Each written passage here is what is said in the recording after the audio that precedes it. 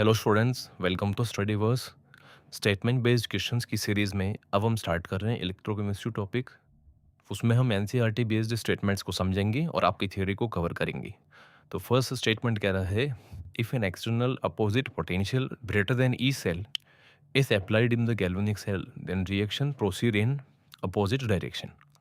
तो इस स्टेटमेंट को समझने के लिए हम डेनियल सेल का एग्जांपल ले लेते हैं, जो कि गैल्वेनिक सेल होता है। डेनियल सेल में ये रिएक्शन अपने आप होती है, मतलब बाय डिफ़ॉल्ट होती है ये, जहाँ पे ज़िंक ऑक्सिडाइज़ होके ज़िंक 2 प्लस आयन में कन्वर्ट होता है और कॉपर 2 प्लस कॉपर में रिड्यूस होता है। इस सेल रिएक्शन का स्टैंडर्ड कंडीशन में ईएमएफ वैल्यू 1.1 वोल्ट है। तो एनसीईआरटी ने इसी को एग्जांपल लेके समझा रखा है कि यदि आप एक्सटर्नल पोटेंशियल 1.1 से ज़्यादा इस सेल में लगाएंगे तो फिर ये रिएक्शन अपोजिट डायरेक्शन में प्रोसीड करेगी। यानी फिर कॉपर जो इलेक्ट्रोड है उससे तो कॉपर डिसॉल्व होगा और जिंक आयन जो सॉल्यूशन में प्रेजेंट होगा वो डिपॉजिट होगा। ऐसे में ये जो सेल है, अब ये गैल्वेनिक सेल ना बनकर इलेक्ट्रोलाइटिक सेल बन गया।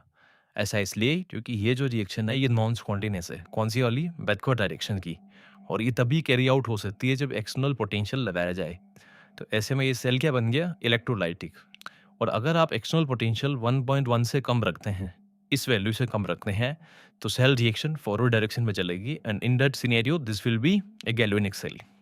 तो यहाँ पे ये स्टेटमेंट सही हो गया। सेकंड कह रहा है, a galvanic cell converts the chemical energy liberated during the redox reaction to electrical energy. Yes, बिल्कुल सही बात है।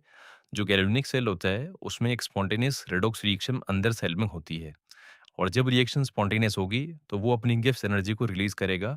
और थर्मोडायनेमिक्स से हम ये समझते हैं कि गिब्स एनर्जी जो होती है that can be used in electrical work.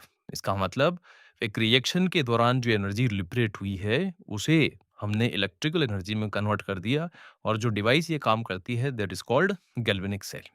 तो गैल्वेनिक सेल केमिकल को इलेक्ट्रिकल में कन्वर्ट करता है, वेरएज इलेक्ट्रोलाइटिक सेल जो होता है उसमें इलेक्ट्रिकल एनर्जी की सहायता से एक केमिकल रिएक्शन कैरी आउट की जाती है जो अदरवाइज अपने आप नहीं होगी। तो दोनों स्टेटमेंट यहाँ पे सही रहे।